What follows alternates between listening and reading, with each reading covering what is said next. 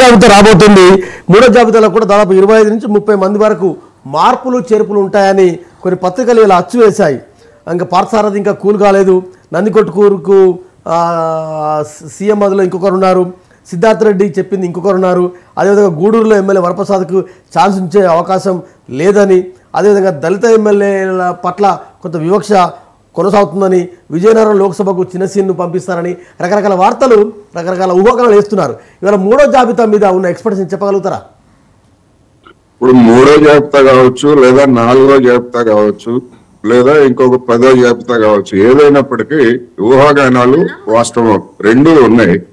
అందుకని మనం చూస్తున్నాం. ఎందుకు అంటే ఇప్పుడు నియోజకవర్గాలు బదిలీ చేసినా లేకపోతే కొత్త వాళ్ళకి మేము ఇస్తామని హామీ ఇచ్చినప్పటికీ అవన్నీ కూడా ఖచ్చితంగా యాస్టీజ్ గా అమలు జరుగుతాయని కూడా చెప్పలేము. చూసాం, మన క్రికెటర్ అంబట్ రాయుడు ప్రహసనం అయితే మనం చూసాం. 10 రోజుల్లో ఆ హామీ పొంది పార్టీలో చేరి తర్వాత మళ్ళా ఆ హామీకి భిన్నంగా మాట్లాడటంతో ఆయన రాజీనామా చేసినటువంటి చూసాం.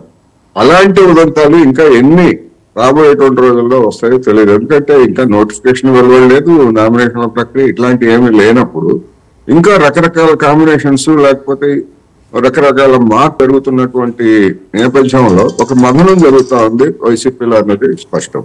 అయితే వైసీపీ నేతలు చెప్పేటువంటిది లేదా ప్రతినిధులు టీవీ చర్చల్లో మాట్లాడే దానిలో ఒక తర్కం కనపట్లేదు. ఎందుకు అంటే పద్ధతి మార్చుకోండి అని చెప్పేసి ఎప్పుడో ఏడాది క్రితమే చెప్పాడు. ఏడాది క్రితమే కాదు, 5 ఏళ్ల నాడే ఆయన చెప్పారు. ఒకవేళ అవసరం అయితే నేను మార్చేస్తా, మంత్రులను కూడా మధ్యలో మార్చేస్తా లేకపోతే అని చెప్పేసి జగన్మోహన్ రెడ్డి గారు చెప్పిన మాట వాస్తవం.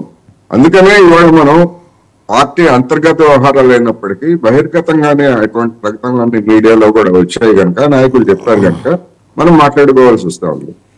ఇప్పుడు నేరుగా బదిలీ చేస్తున్నటువంటి వాటిల్లో నగదు బదిలీ కానీ ఇటువంటివన్నీ కూడా వాటిల్లో ఎలాంటి అక్రమం లేదు. ఎమ్మెల్యేలకు కానీ ఇతర ప్రజాప్రతినిధులకు కానీ దాంట్లో సంబంధమే లేదు. మొత్తం వాలంటీర్ల వ్యవస్థ నేరుగా బ్యాంకులు ఇవన్నీ చూసుకుంటున్నాయని చెప్తున్నారు. ఇక మరి అవి ఎమ్మెల్యేలు లేదా మంత్రుల యొక్క అవినీతి అనేటువంటి దానిలో దేనిలో ఉంటుంది అనేటువంటిది ప్రశ్న. దేనిలో ఉంటుందంటే ల్యాండ్, శాండ్ ఇట్లాంటి వాటిలో అవి జనంతో ప్రత్యక్ష సంబంధం లేనటువంటివి. అది 30 మంది 20 మంది ఎమ్మెల్యే కాదు, మొత్తం అధికార పార్టీలో ఉన్నటువంటి ప్రతి ఎమ్మెల్యే ప్రతి ఎంపీ మీద అలాంటి ఆరోపణలు విమర్శలు ఉన్నటువంటి నేపథ్యాన్ని మనం చూస్తున్నాం.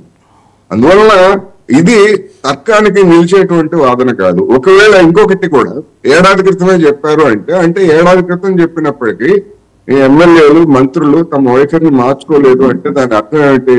జగన్మోహన్ రెడ్డి గారు చెప్పినటువంటి మాటని పూచిక పొల్ల కింద తీసి పక్కన పెట్టేసి వాళ్ళు చేయదలుచుకుంటుంది చేస్తున్నారు అనేటువంటిది ఒకటి. మనం తెలంగాణలో చూసాం.